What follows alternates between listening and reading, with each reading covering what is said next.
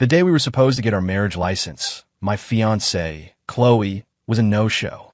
Instead, her stepmom, Melanie, smiled at me and asked, "How about you and I get one instead?" My brain short-circuited. "Melanie, stop messing around. That's completely inappropriate. Call me Mel. I'm only 9 years older than you," she said. "And since you and Chloe are officially over, what does it matter? But you and my mom are like sisters." Melanie shrugged. "We can keep that separate. You call me Mel, and I'll keep calling your mom Carol. Simple." I was speechless. 01 Chloe Adams and I had been together since senior year of high school. 8 years. When she finally accepted my proposal, we set the date to get our license. May 21st, a day she said felt special. The day before, I went to Melanie Vance's office to ask for the day off. Melanie, my boss and Chloe's stepmom, is 34. Only 9 years my senior, but you'd never know it. She's tall with delicate features and a youthful face that makes her look like she's my age. That day, she wore a tailor blazer over a simple white blouse and straight-leg trousers, a look of simple, elegant competence. Her long hair was pulled up in a neat twist, making her look professional but without sacrificing her femininity. "Taking the day to go to City Hall with Chloe?" Melanie asked, looking up from her chair. "How did you know?" I was stunned. She and Chloe had a strained relationship. There was no way Chloe would have told her. I figured my mom must have mentioned it. Melanie and my mom were close. "Why not May 20th? Wouldn't that have been better?" she asked instead. Chloe said the 21st just felt right. I told her. "Wow, not even married yet and already so obedient," Melanie muttered under her breath. I stayed quiet, my mind racing. "Are you going to approve the request or not? I don't think you two are right for each other." "You sure you don't want to reconsider?" she said, her eyes fixed on me. I felt a flash of irritation. "We're getting the license tomorrow, Melanie. Is this really the time for that?" She just shrugged. "It's a major life event. Of course, I'll approve it. Thanks, Mrs. V. Thanks, Melanie," I said with a relieved smile and left her office. As I walked away, I felt her eyes on my back, her expression thoughtful. I immediately called Chloe to tell her the good news, but she sent me straight to voicemail. A second later, a text came through. "Can't talk, just text me." I typed out that my time off was approved and asked if she wanted to grab dinner. She texted back, citing some old tradition that the bride and groom shouldn't see each other the day before the wedding. I told her that was fine and just reminded her not to be late. That evening, after I got home from work and had dinner, my mom handed me my driver's license and birth certificate, giving me a little pep talk. I exchanged a few more texts with Chloe before turning in early. The next morning, my phone buzzed me awake. I assumed it was Chloe, but the caller ID showed Melanie's name. "Morning, kiddo. Time to get up. Don't want to be late for your big day." I was baffled. She was the one who kept saying Chloe and I were a bad match. Why was she so invested now? After hanging up, I showered, grabbed my documents, and headed out the door. To my surprise, Melanie's car was parked at the curb. "Figured you might have trouble getting an Uber this early," she said, rolling down the window. She was Chloe's stepmom, after all. I tried not to overthink it and got in. I expected her to say something on the way, but she drove in silence. When we got to the county clerk's office, there was already a line forming. I hopped out and tried calling Chloe again. Straight to voicemail. Her phone was off. I scanned the line, but she was nowhere in sight. I kept calling. Still off. I waited all morning, but she never showed. A knot of dread tightened in my stomach. Then my phone buzzed. It was a video from Chloe. My hand trembled as I pressed play. Chloe appeared on the screen, wearing a red silk robe. She was sitting in front of a bed made up with bright red sheets. On the bed, a shirtless man was lying there, asleep. My world tilted on its axis. "Kevin," she said, her face a cold, emotionless mask. "I'm sure after seeing this, you get it. I don't need to explain a thing." Of course, I didn't get it. At all. I could barely breathe. "I told you once," she continued, her voice like ice. "Loving me would come at a price." She had said that more than once. And every time, I told her I was willing to pay any price. I just never imagined this is what she meant. Why was this happening? I couldn't wrap my head around it. If it weren't for your mother, my dad would have never met Melanie. If he hadn't met her, none of this would have happened. All of you are responsible for his death. You might think you're innocent, but you're not. Reality is cruel. I didn't get a choice, and as your mother's son, neither do you.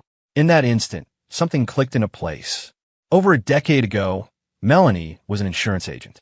She was always stopping by to chat with my mom, trying to make a sale. She was so charming, calling my mom by her first name from day one, and before long, they were practically sisters. My mom started referring clients to her, including our next-door neighbor, Arthur Adams, Chloe's dad. Somehow, they hit it off and got engaged fast. But Arthur's luck ran out. The day they got their marriage license, he was killed in a car accident just a few blocks from City Hall. I never, ever thought Chloe would blame my mother for her father's death. So, agreeing to be my girlfriend, agreeing to marry me. It wasn't out of love. It was the opposite. It was about hate.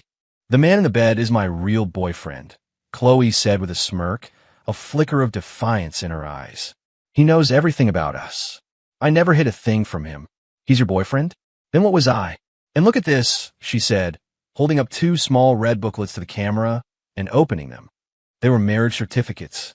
The photo inside was of her and the man from the bed. And the date. It was yesterday, May 20th. My mind went blank. That's why she insisted on the 21 SD. She was marrying someone else on the 20th. I bet that snake Melanie is with you, isn't she?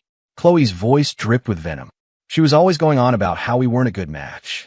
I think she's just a desperate tramp who wants you for herself. Go ahead, the 2 of you can get married. That's how she trapped my dad, too. A woman like that is capable of anything. Tell her this is just the beginning. Now that I'm married, I'm coming to take back everything that's mine. The man in the video stirred, looking at the camera in confusion. The video ended. I tried calling Chloe again. Still off. I finally realized she hadn't just turned her phone off. She'd blocked my number. My head was spinning. The world felt like it was dissolving around me. I can't believe she has that much calculation in her. Playing the long game like that, a voice said behind me.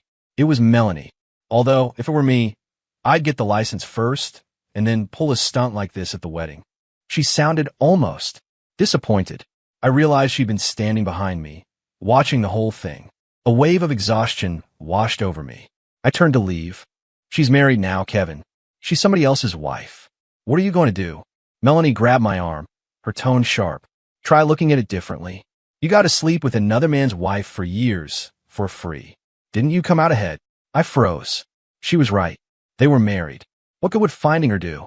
As for her last point, the logic was twisted, but in that moment, I couldn't find a way to argue with it.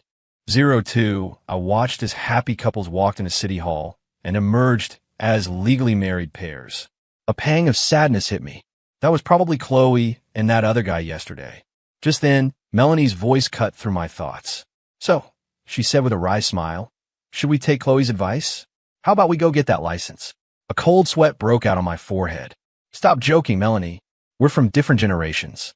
This isn't the time for games. She just laughed. Call me Mel. I'm only 9 years older than you. And since you and Chloe are done, what generation gap are we even talking about? My face hardened. You and my mom call each other sisters. We'll keep it separate, she said with a dismissive shrug. You call me Mel, and I'll keep calling you Mom, Carol. Problem solved. I stared at her, completely bewildered. Honestly, because Melanie was young and so close to our family, she'd always joked around with me. She'd say things like, you're growing up into such a handsome man. Some girl is going to be very lucky. She'd even say in front of my mom, who would just scold her for being an Annie who doesn't act like one, brushing it off as a joke. It wasn't until I started working for her and dating Chloe that she toned it down. But right now, I was in no mood for jokes. All I could think about was how I was going to explain this disaster to my mom.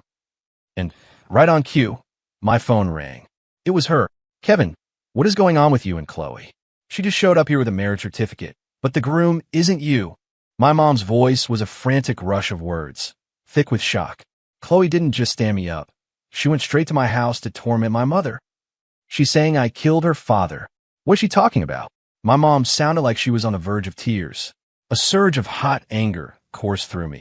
The video had left me shocked and confused, but hearing that Chloe went after my mom, that made me furious.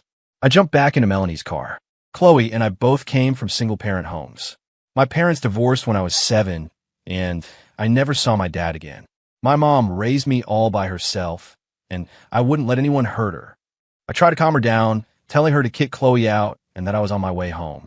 She said Chloe had already left after her tirade. Mom just couldn't understand how her dad's death had anything to do with her. I soothed her for a few more minutes before hanging up, my fists clenched tight. I thought I knew Chloe. We'd both grown up in the same circumstances. I never imagined she could be so bitter and conniving. She'd never shown a hint of it. Don't overthink it. What's done is done. We'll figure out when we get home, Melanie said, softly once I was off the phone. I just can't believe Chloe turned out like this, I muttered, still reeling.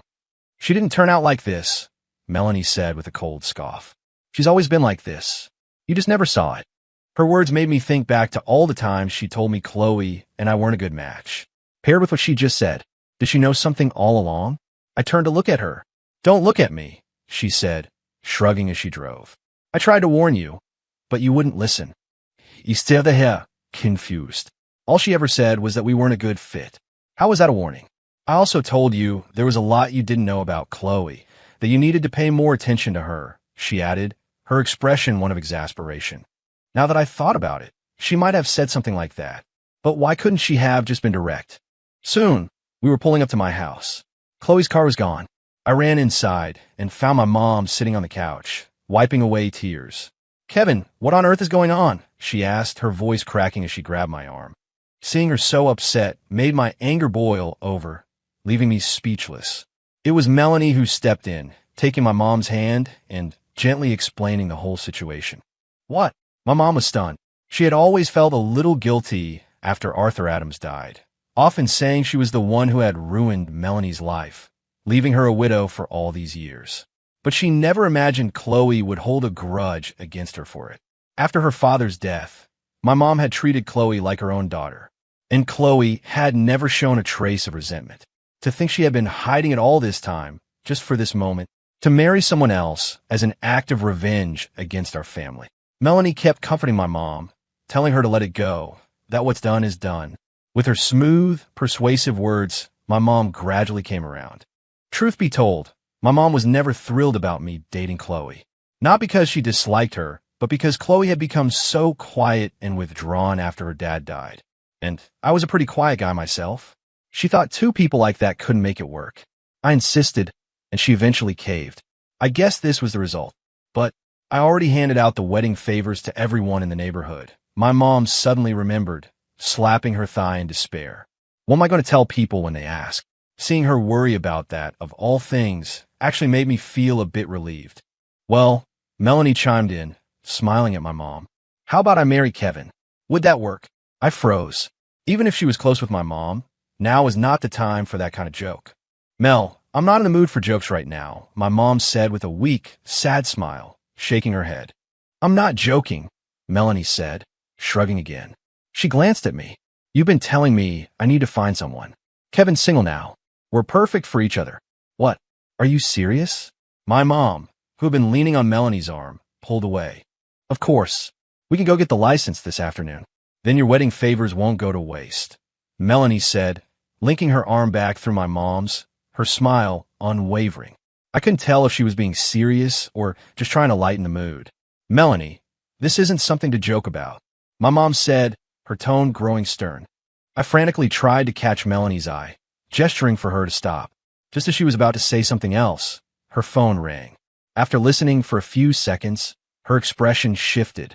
She stood up and walked to the side to continue the call. Kevin, my mom said, taking the opportunity to scold me. You need to stop making these inappropriate jokes with your auntie. If people heard, we'd be the laughingstock of the neighborhood. I was completely dumbfounded. When had I ever joked with her? She was always the one starting it. I have to get back to the plant, Melanie said, returning after finishing her call. Something felt wrong. I remembered Chloe's last words in the video.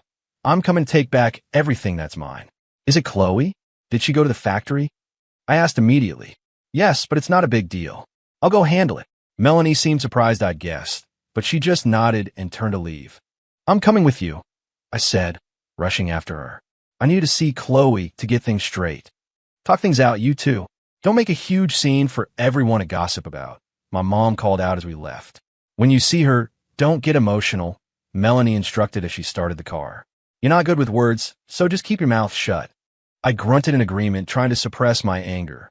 On the drive, Melanie was on the phone, getting updates from the factory. She told her staff to keep Chloe calm, Take her to the office and wait for her to get there. I sat in silence, stewing, thinking of all the things I wanted to scream at Chloe. I could handle her screwing me over, but going after my mom, who had been so good to her for all these years, that was unforgivable. Anyone with a shred of decency wouldn't blame my mom for her father's death. Soon we were pulling into the industrial park on the outskirts of town and through the gates of Adams Electronics. The first thing I saw was Chloe's Honda Accord parked in the lot. I jumped out of the car and bolted for the 3-story office building. Melanie called after me a few times, but couldn't stop me, so she hurried to catch up. I stormed up to the 3rd floor to Melanie's office. Chloe was sitting behind Melanie's desk. Her expression flickered when she saw it was me. "Chloe, what the hell is your problem?" I yelled, slamming the office door shut. "Why did you go to my mom's house? She's an older woman. Even if you don't care about me, how could you forget how good she's always been to you?" "Humph. She did it out of guilt." Chloe sneered, her voice still ice cold. "She wanted to make up for what she did, and I don't want her pity. If it weren't for your mother meddling, would my dad be dead? Why shouldn't I go make a scene? I didn't just go today. I'll go tomorrow and the day after. I'll go every single day until everyone knows what she did." I couldn't believe the words coming out of her mouth. A red-hot rage blinded me, and I raised my hand to slap her. "Go ahead. Hit me." Chloe shot up from her chair, thrusting her face toward me. "I dare you. Hit me right here." Seeing her like that, my self-control snapped. "Don't." Just as my hand was about to connect, Melanie burst in and grabbed me from behind. "Well, the vixen finally shows up." Chloe sneered at the sight of Melanie. "Didn't you two get married? What a waste of a beautiful day, like May 21 SD. "Oh, we did." I shot back, my voice dripping with sarcasm as I looked at Chloe's smug face. "It's a good thing you didn't show. Thanks for setting us free." Chloe's expression faltered for a second before hardening into a sneer. "I knew there was something going on between you two. Always joking around, telling me we weren't a good match. What happens between us is none of your business anymore," I retorted. "You're right. It's not," she conceded, a flicker of surprise in her eyes before she sat back down. "But this factory is my business. My father built it. As his daughter, I'm here to take it back. If you have any shame, Melanie, you'll get out of here right now." "I'm sorry, Chloe, but I can't do that," Melanie said, a calm smile on her face. "Why not? You just want to steal my father's inheritance. That's why you went after him in the first place, wasn't it? For this factory." Chloe's voice was laced with poison. "You were more than 10 years younger than him. Why else would you marry an old man? Don't think everyone's an idiot. First of all, let me be clear," Melanie began, her tone even and measured. "Your father and I were in love, and we were legally married. In the eyes of the law, I am his primary heir. As his daughter, you come after me." Chloe's face twitched. "Then at least half of this factory is mine. I demand my share." Clearly, she knew the laws of inheritance. She was just trying to bluff. "Of course," Melanie said with a smile. "Legally, you're not just Arthur's daughter. You're my daughter, too. Just call me Mom, and half of this factory is yours. In your dreams, you wanted to call a slut like you, Mom? You're not worthy." Chloe spat, her face contorted with rage. "Oh, and one more thing," Melanie continued, unfazed by the insult. "When your father left this factory in my hands, it was deeply in debt. Every brick and machine here now I earn myself. It has nothing to do with your father. You want your inheritance? Fine. You're Arthur's daughter, after all. But on what grounds are you claiming it? You're lying. I remember when my dad started this place. Business was booming. Now you're telling me it was about to go under." Chloe scoffed. "So I should thank you for saving it? You're a great storyteller." "From the very first day I took over, I knew this day might come," Melanie said with a shrug, seemingly prepared for this. "I knew you'd grow up and try to pull something like this, and it would be my word against yours. So I kept meticulous records of every transaction, every debt. It's all in black and white. The accounting department has all the ledgers. You can check them yourself, or you can hire a professional to do it for you." Chloe stared at Melanie, speechless. Even I was impressed. Melanie had been thinking about this possibility from the very beginning. I didn't know whether to call it cunning or brilliant foresight. "I'll have someone look into it. You just wait," Chloe hissed, turning to storm out. "I'll be back." "Chloe," I said, stepping in front of her. "What? Still want to hit me? Then do it," she sneered, her eyes full of contempt. I had calmed down. When it came to manipulation, no one could beat Chloe. If I laid a hand on her now, who knows what kind of scheme she'd cook up. Besides, she'd shown her true colors. She was married to someone else. She was a stranger to me now. 04, I'm warning you, I said, my voice low and cold, staring directly into her eyes. Stay away from my mother. You played me, and I'll live with that. But if you bother my mom again, I swear, I'll do anything. Chloe stared at me for a long moment. I saw a flicker of fear in her eyes before she turned and walked away. Even if she never loved me, she grew up with me. She knew that when I set my mind to something, I follow through. After she left, I let out a long breath. I noticed a few employees peeking out of their offices. What are you looking at? Don't you have work to do? Melanie barked. Once everyone had scurried away, she pulled me back in her office. So, you told Chloe we got married? She said with a smile after closing the door. But we didn't. Want to go fix that this afternoon? I was floored. The joke was funny once, but can we drop it now? Who told you I was joking? She asked, her expression suddenly serious. What? I stared at her, my mind reeling. You thought all those things I said to you and your mom were just jokes? She pressed, a small smile playing on her lips. No. Melanie, stop messing with me. I stammered, my face heating up. I told you. At work, it's Mrs. Vance. In private, it's Mel. She corrected me with a grin. I studied her, trying to process it. A sinking feeling told me she wasn't kidding. Her face showed no sign of the 9 years between us. I remember the first time I saw her, 10 years ago. I'd had a huge crush on her, but I was just a kid in middle school, and she was so much older. I never let myself think about it seriously. Then she got engaged to Mr. Adams, and any fantasy I had vanished. And after that, I got together with Chloe and never gave another thought. Honestly, a woman like Melanie. She was beautiful, successful, and smart. Other than being 9 years older, she was practically perfect. Who wouldn't be attracted to her? But what did she see in me? My youth? My stubborn, one-track mind? My paycheck that was barely enough to cover rent? Or maybe it was our old house in the rundown part of town. What is it? Why are you staring at me like that? Melanie asked, waving a hand in front of my face. Nothing, I said, snapping out of my daze. Think about it, she said confidently.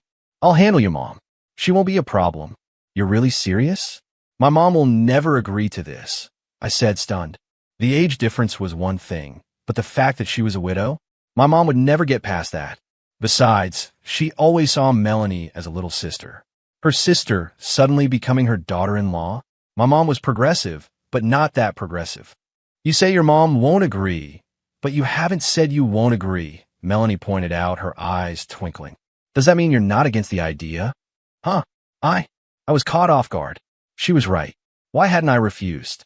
Did that mean I wanted this? Don't stress about it, she said, settling into her office chair with a slight frown. Even if I'm going to talk to your mom, I need to figure out the right way to approach it. Wait, Melanie, I started. Mel, she corrected, her expression softening. Mel, fine, nil. I just don't get it. I'm just an average guy. What do you see in me? And this can't be a sudden impulse. You're not the type to do things on a whim. I had to ask. She was so out of my league. It made no sense. You really don't know? She asked, looking at me intently. I don't just not know. I can't even comprehend it, I said, shaking my head. Do you remember the flood 7 years ago? She asked. The flood? I had to think for a minute before the memory surfaced. It had rained nonstop that year, and the old drainage system in our neighborhood couldn't handle it. The whole area was flooded.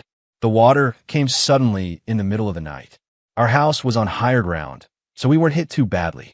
But Chloe's house was in a low-lying area, and the water was knee-deep. The first thing I did was run to their house. I found Melanie first. I carried her on my back to my house, and then I went back for Chloe.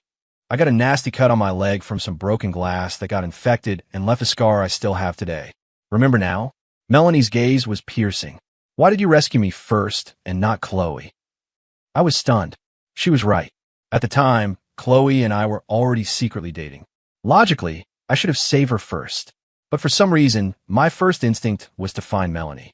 Was it possible that even back then, I had feelings for her? And 5 years ago, when I had that high fever and couldn't shake it, remember that? She asked. I remembered instantly. I had rushed her to an urgent care clinic in the middle of the night. I stayed with her all night, and only went home after her fever finally broke in the morning. I was so worried Chloe would misunderstand that I explained everything to her. She didn't seem to care at all. I thought she was just being understanding. Now I realize she probably just didn't give a damn. And 3 years ago, she continued, as if reading from a list in her head, I was leaving a business meeting and some drunk guy started harassing me outside the hotel. He showed up out of nowhere. I vaguely remembered that. I was out with friends at a barbecue nearby and just happened to see it. The drunk guy smashed a bottle over my head. I ended up with a face full of blood and a bunch of stitches. My mom was worried I'd be scarred for life and never find a wife. Melanie had joked then, if he really can't find anyone, I'll do him a favor and marry him. There were so many other times, she said, her voice soft but firm. I remember all of them. In my eyes, Kevin, you are anything but ordinary. For a long time, I couldn't speak. My mind was a whirlwind of conflicting emotions. First, the shock from Chloe, and now this bombshell from Melanie. It was too much to process. You don't have to figure it all out right now, Melanie said gently, seeing my silence. I just told you how I really feel. You know what you feel in your own heart. I'm giving you a week off. Go home. Think about what I said. And think about what you really want. I nodded. I needed to digest this. I called an Uber and left Adams Electronics. The whole ride home, my mind was a blank slate. I didn't even realize we'd arrived until the driver had to call out to me. As soon as I walked in the door, my mom started peppering me with questions about what had happened to the factory with Chloe. I gave her the general rundown, but left out everything that happened after Chloe left. I must be getting old and foolish, my mom said, days after hearing the story. I never thought that girl could be so scheming. Now she's after the factory? That place is Melanie's creation. I remember when old Arthur died. The line of creditors at his door stretched down the block. I nodded. I had a vague memory of that too. But hearing my mom say, "Your Auntie Mel," sent a strange jolt through me. This was something I could never, ever tell her. I spent the next few days at home doing nothing, just eating and sleeping. At first, my thoughts were consumed by Chloe. Then it was Chloe and Melanie. Then, slowly, it became Melanie and Chloe. By the end of the week, all I could think about were Melanie's words. She hadn't called or come by the house. And for some reason, I found myself both hoping she would and dreading it at the same time. At lunch one day, my mom's phone rang. She glanced at the screen. It was Melanie. My heart skipped a beat. Was she going to tell my mom? My phone must be dead. It's probably for me. I snatched the phone out of her hand.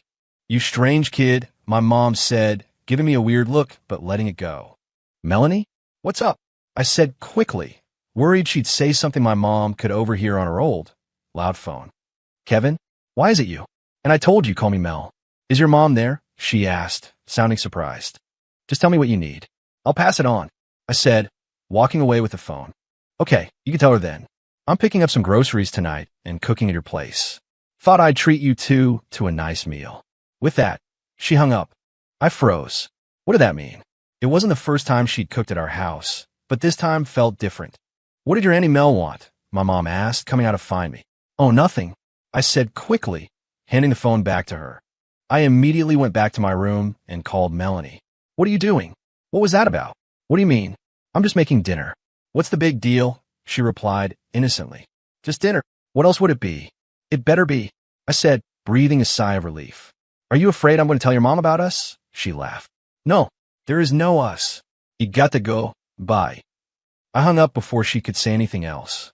When I stepped out of my room, my mom was standing right outside my door, frowning. My stomach dropped. "Mom, were you eavesdropping? Didn't you say your phone was dead? Are you and Melanie hiding something from me?" she asked, her eyes narrowing suspiciously. I quickly denied it, mumbling something about having plugged it into charge while I made the call. She didn't look convinced, but she dropped it. The rest of the afternoon was a blur. My thoughts kept bouncing between Chloe and Melanie. Chloe was married now. Even if she realized she'd been wrong about my mom, there was no going back for us. But me and Melanie, was that even possible? Leaving aside the 9-year age gap, she was Chloe's stepmom. Was I really going to marry my ex-fiance's stepmom out of some twisted sense of revenge, like in some trashy novel? What would my mom think? What would the neighbors say? The whole thing was a mess. That evening, Melanie showed up with bags of groceries. She greeted my mom warmly and they disappeared into the kitchen together. Hearing her voice made my heart do a little flip. I wanted to go out and see her, but I forced myself to stay in my room, listening through my open window, which faced the kitchen. To my relief, their conversation was normal. My mom asked a few more questions about the Chloe situation, and Melanie reassured her it was all manageable. That girl is just so lost. How'd she turn out like this? Was it my fault? My mom lamented. It has nothing to do with you, Melanie said kindly. She's just stubborn and self-righteous, and she won't listen to reason. One day, she'll understand her father's death was just an accident. I hope so. It doesn't matter much for me. We're not related. But I worry about you, Mel. You're her stepmother, and Adams Electronics is doing so well now. I'm afraid she won't give up so easily. Don't worry. I pour my heart and soul into this company. I won't let it go without a fight. If she behaves, I'll take care of her, for Arthur's sake. But if she keeps this up, I won't just sit back and take it. I'm not her real mother. As long as my conscience is clear, I don't owe her anything, Melanie said, her voice firm. That's true, but I worry what the neighbors will say. I can't control what other people say, Melanie cut in with a scoff. After Arthur died, you think I haven't heard the rumors? I'm not the kind of woman who lives her life based on other people's opinions. If I were, I wouldn't be where I am today. Listening to her, I felt a wave of admiration. My mom sighed, understanding completely. After all these years, she knew how tough Melanie had it. Mel, you've really had a hard time all these years, was all my mom could say. But I heard a different meaning in Melanie's words. When she said she didn't care what other people thought, was she also talking about us? When dinner was ready, they called for me. As I came out of my room, my eyes immediately found Melanie. She glanced at me and gave me a playful wink. My heart jumped. I quickly looked at my mom, terrified she'd seen. Seeing my reaction, Melanie just smiled and winked again. 06 dinner went smoothly. Melanie didn't say anything crazy to my mom, and I finally relaxed. After she left, I stood in the yard for a while, looking across at the Adams' old house. The house was technically Chloe's now, but neither of them ever stayed there. Chloe had a small apartment in the city she used occasionally, and Melanie had her own place downtown. When Melanie was in the neighborhood, it was usually to see my mom. That night, I tossed and turned, my mind a chaotic mess. The next day, my leave was over. I rode my scooter to work. As soon as I pulled into the factory lot, I saw Chloe's Accord. My stomach tightened. I parked my scooter and headed straight for the third floor for Melanie's office. After getting completely shut down yesterday, why was she back again? Just as I reached the office door, Chloe came out, holding hands with a man. I recognized him instantly from the video. Her husband. When they saw me, both of their expressions changed. Honey, where should we go for lunch? Chloe asked, clinging to his arm in a deliberate, showy way. Whatever, the man said, his face grim and his tone dismissive. Chloe was clearly unhappy with his answer and stopped walking. No, you pick. Whatever you want, we'll get. Her husband finally seemed to register her mood and soften his tone. It was then that Chloe looked at me, her eyes wide with fake surprise. Oh, Kevin? Honey, this is the neighbor I was telling you about. Right, hello, her husband said, glancing at me before extending a hand. His name was Leo. Chloe's mentioned you. Thanks for looking out for her all these years. His eyes were filled with a smug, proprietary challenge. Oh, hi, I said, shaking his hand and recalling Melanie's words from the other day. Nice to meet you. Thanks for taking her off my hands. The past few days had given me clarity. Chloe and I were completely, irrevocably over. Leo's face fell. Kevin, what are you talking about? Chloe snapped, glaring at me. Oh, right, I said with a breezy smile, turning back to Leo. You were in the video the other day. Chloe said you knew everything about us. I thought you really knew everything. My mistake. We never did anything, of course. Leo yanked his arm away from Chloe and stormed off without another word. Kevin, you'll pay for this. Chloe seethed, stomping her foot before running after him. I watched them go, a cold satisfaction settling in my chest. Well, look at you landing a punch. I'm impressed, a voice said from the office doorway. It was Melanie, smiling. I glanced at her and walked into her office, closing the door behind me. What were they here for? Nothing, she said with a shrug, returning to her desk. They haven't gotten their story straight yet. They need to go home and figure out their strategy. What do you mean? That husband Chloe found is no fool. He's a lawyer. Melanie explained with a wry smile, her eyes narrowing slightly. Looks like I underestimated her. Even her choice of husband was part of her plan. I was completely lost. Melanie went on to explain that Chloe and Leo had been to the factory several times while I was on leave. Leo, being a lawyer, had tried to use inheritance law to argue his case. The details were complicated, but the gist was that even though Melanie wasn't Chloe's biological mother, a legal guardianship had been established, which gave Chloe inheritance rights. It didn't matter if the money came from Arthur's original estate or from what Melanie earned later. So Adam's electronics has to be split in half. I asked, alarmed. Not a chance? Melanie scoffed. She explained that she had offered to split the assets, but only if Chloe would call her mom, which she knew Chloe would never do. Then she told them they could have their inheritance after she died, but she would be donating her entire fortune to charity in her will, which was legally untouchable by heirs. Furthermore, since Chloe was now an adult and their relationship was broken, Melanie was planning to legally dissolve the guardianship, cutting all ties. So they won't get a penny?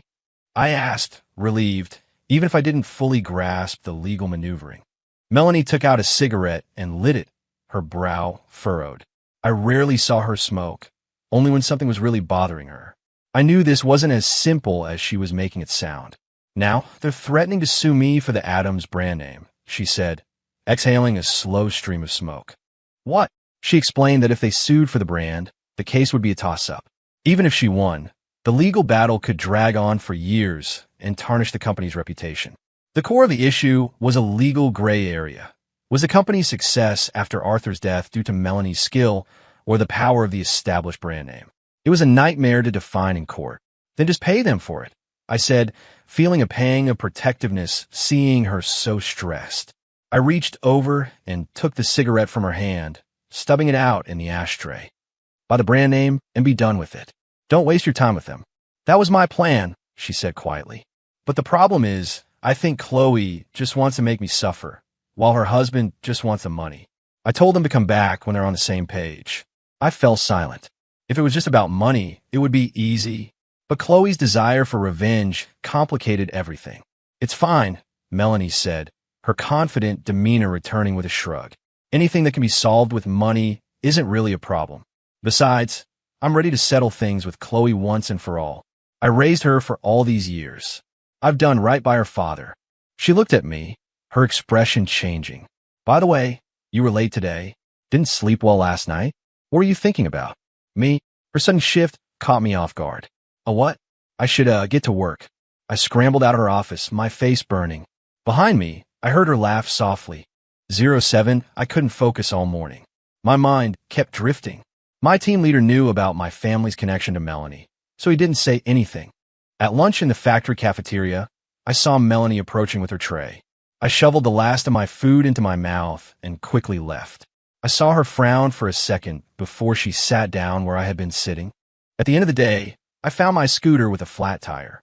The security guard told me he saw the old factory manager's daughter slash it on her way out that morning. I was speechless. Chloe was being unbelievably childish. I couldn't believe I'd never seen this side of her. Get in. I'll give you a ride. Melanie's car pulled up beside me. Oh, no, it's fine. I'll just get an Uber, I said quickly. What? You got a raise? Have money to burn? Get in the car, she said, her tone leaving no room for argument. I sighed and got in. Are you avoiding me? She asked as we pulled out of the factory gates. What? No. Why would I be avoiding you? I stammered, my heart racing. Good. Then you can come with me to the grocery store. I'm cooking at your place again. What? Again? You were just there yesterday, I said, bewildered. You ate dinner yesterday. Does that mean you're not eating today? She retorted. Look, Melanie, this had to stop. How many times do I have to say it? At work, I'm Mrs. Vance. In private, I'm Mel. Or just call me Mel. What is it you really want? I asked, cutting to the chase. I thought I made myself perfectly clear. Do I need to repeat myself? She said, frowning. It's not going to happen between us, I said with a sigh. I'm just going to pretend this was all a joke. From now on, you're just Mrs. Vance or my Annie Mel. Can we agree on that? No, she said, shaking her head firmly. Giving up halfway is not my style. There are so many good men in the world. Why are you fixated on me? Even if I agreed, my mom would never go for it. You agree first, Then we'll deal with your mom together, she said with a shrug. I just got out of a relationship. I don't want to date anyone right now. I'm not asking you to date me, she said with a smile. We can get married first, then fall in love. Mel, I'm begging you. Just let me go. I pleaded. I'm not a spider demon, and you're not a saintly monk. What am I letting you go from? She laughed. If you keep this up, I'll have to quit, I said, playing my last card. You can do that. Working here is your choice, but pursuing you is my choice. She was completely unfazed. I was out of options. I shut my mouth and stared out the window. At the market, I refused to get out of the car.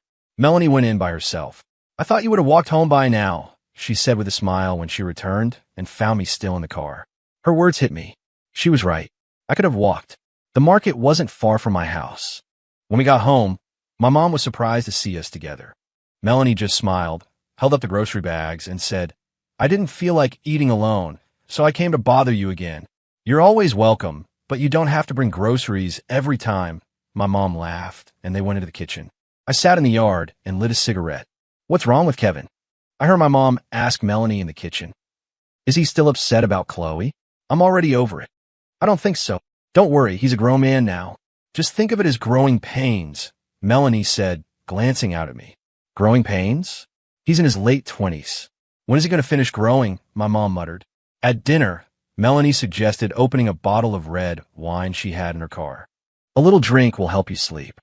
You won't worry so much, my mom said, assuming Melanie was also stressed about Chloe. I was about to pour myself a glass, but Melanie stopped me, saying it wasn't a man's drink. I grumbled, but didn't argue.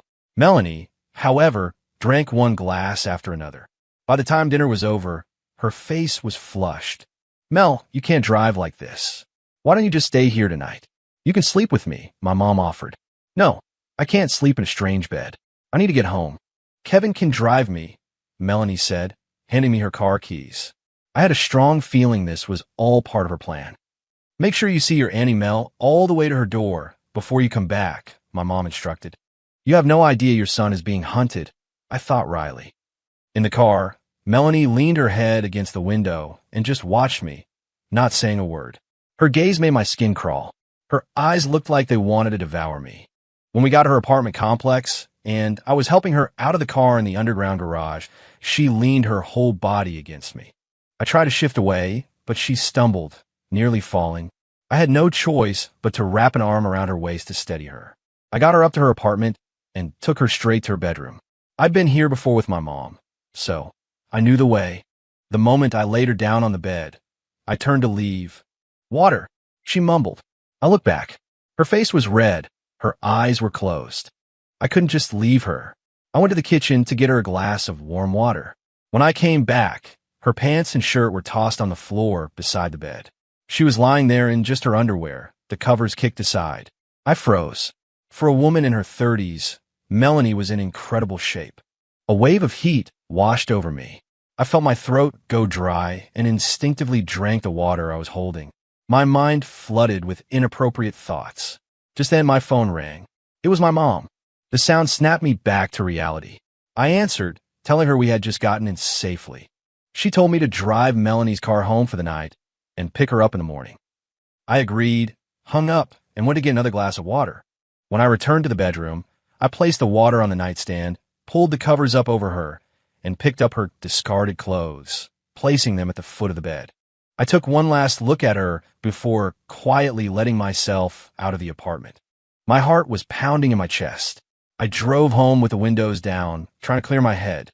But that night, the image of Melanie lying in bed was burned into my mind. I tossed and turned, unable to sleep. I even dreamed about her. The next morning, after a quick breakfast, I drove back to Melanie's building and parked in the garage. I texted her that I was downstairs. As I waited, my eyes were glued to the elevator doors. I felt a strange sense of anticipation and eagerness to see her. When the doors opened and it wasn't her, I felt a pang of disappointment. Then the doors opened again and she stepped out. A wave of joy washed over me as I watched her walk toward the car, the memory of last night flashing through my mind. Thanks for last night, she said as she got in. No problem, I mumbled, not looking at her as I started the car.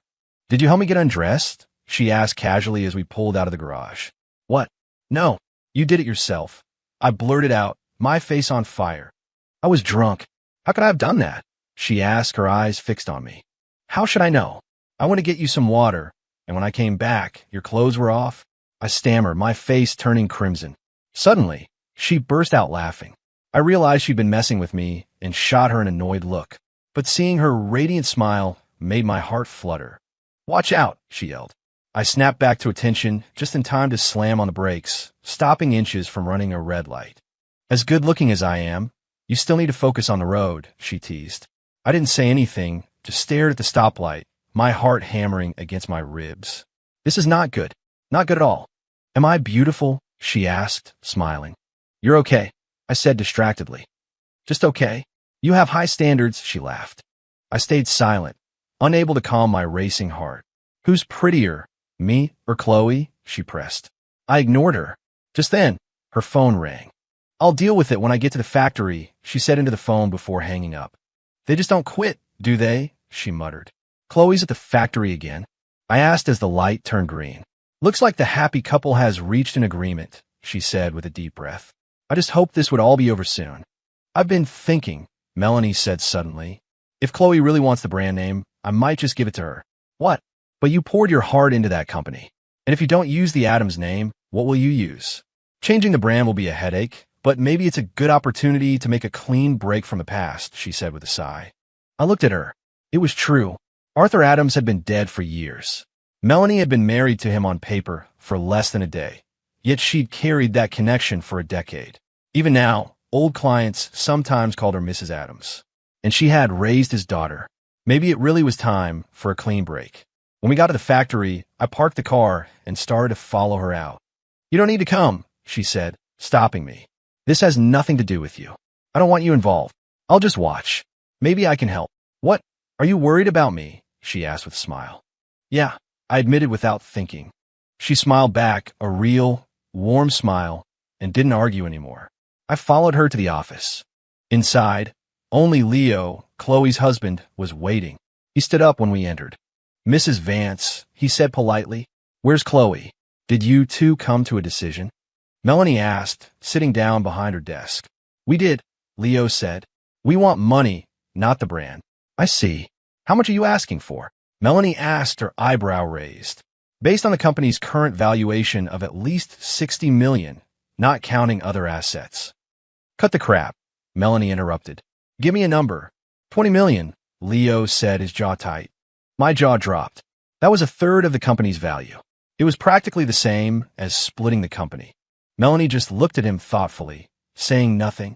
It's not that much when you think about it, Mrs. Vance, Leo pressed. $20 million to make all your problems disappear. Is this Chloe's decision as well? Melanie asked. I told you. It was a joint decision. In that case, Melanie said with a shrug, you can have the Adams brand name. What do you mean? Leo's face paled. I mean exactly what I said. I have no intention of continuing to use the Adams brand. It belonged to Chloe's father, so it should be returned to her. I'm going to register a new company. The old brand is all yours. Leo stared at her, completely blindsided. Throw 9. Mrs. Vance, you need to think this through, Leo stammered. Rebranding a company in the middle of operations is not only incredibly complicated, but you also have to consider the costs, the market impact. I've considered all of it, Melanie said coolly, and I'm willing to bear the costs, the impact, and the complications. It's a small price to pay to be completely done with you too, and with the past. Wait, Mrs. Vance, the price is negotiable. Leo was clearly panicking. There's nothing to negotiate, Melanie said with a cold smile. I won't be giving you a single penny. Leo stared at her, dumbfounded. You're a smart man, Melanie continued. You thought you could leverage the brand for a final payout. Chloe's not that clever, and I'm sure when you got together with her, this was part of your plan from the very beginning. You're mistaken.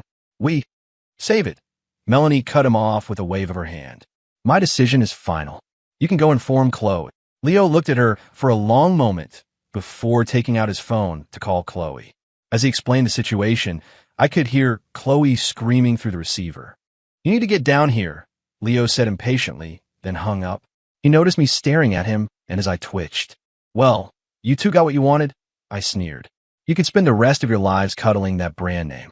His face contorted with anger, but he said nothing. A few minutes later, Chloe burst in. I told you that which wouldn't be so generous. She would never just give us the brand name, she shrieked at Leo. What were you going to do with the brand name? Can you cash it in? Are you going to sleep with it at night? You idiot. Leo yelled back, his temper finally snapping. How dare you yell at me? You're the lawyer. If I had known you were so useless, I never would have gotten involved with you. Chloe shrieked. I told you from the start we had to play this slow, maximize our leverage, but did you listen to me once? Leo was practically hysterical. If I knew it would end like this, I never would have picked up your damaged goods in the first place. He stormed out, leaving Chloe standing in the middle of the office, completely stunned.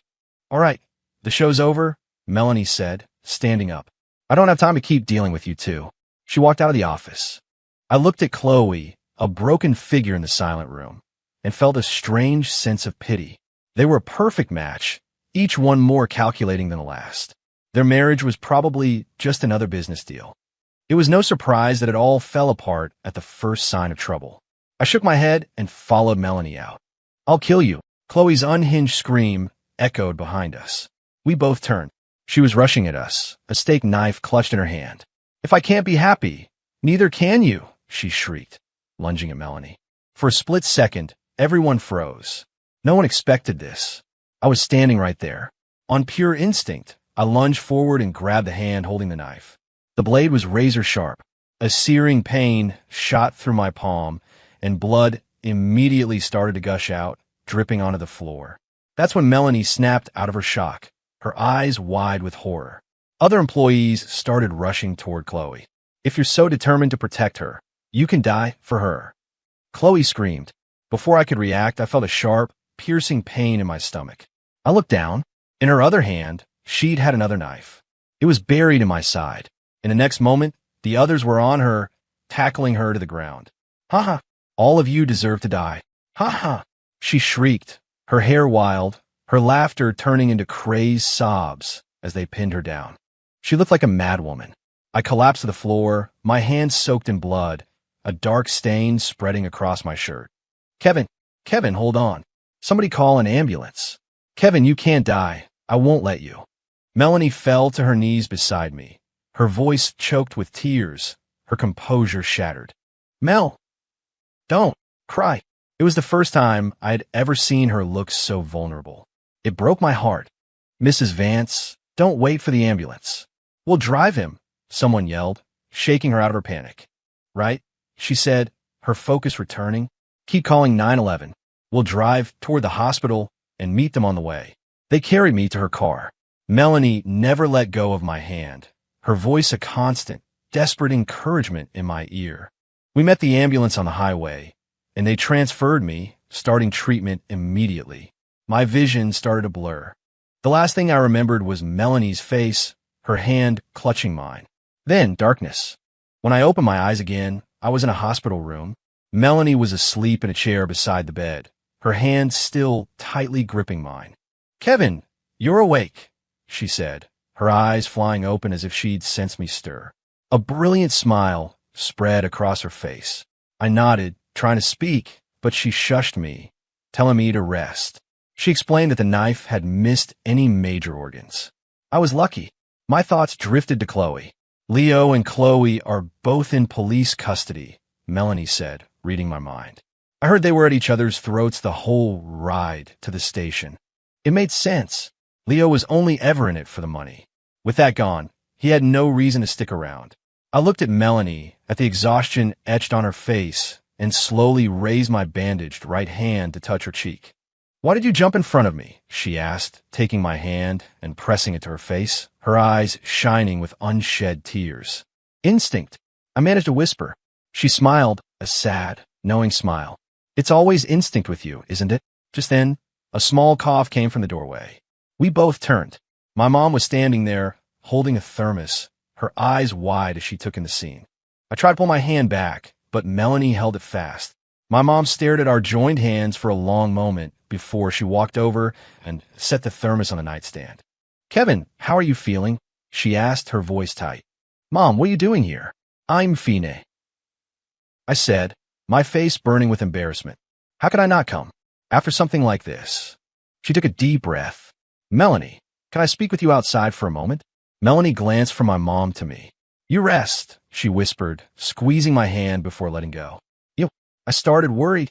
It's okay, she said with a reassuring smile. I know what to say. She stood up and followed my mom out of the room. I lay there, my mind racing with anxiety.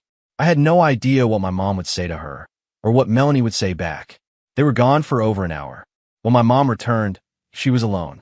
Mom, where is she? What did you do to her? I asked, my heart sinking. You two are getting bolder and bolder. How could you hide this from me? She scolded, sitting down beside my bed. It wasn't her fault. It was me. I blurted out. I was the one who liked her first. I've liked her since I first saw her in middle school. If you're going to be mad at someone, be mad at me. You're from different generations, she sighed. Chloe is married to someone else. What generation gap is there anymore? I argued, but I've always thought of her as my little sister. You're so much older than her. You were never really peers. And you're not blood relatives. But she's 9 years older than you. They say an older wife brings you gold. I guess I'm getting a whole treasure chest. I'm the one who lucked out. My mom fell silent, just staring at me. Mom, I really love her, I said, my voice softening into a plea. And I know she loves me. This is real. When she still didn't respond, I started groaning, pretending my wounds were hurting. Oh, stop it, she huffed, though her expression softened. The doctor said you're not dying.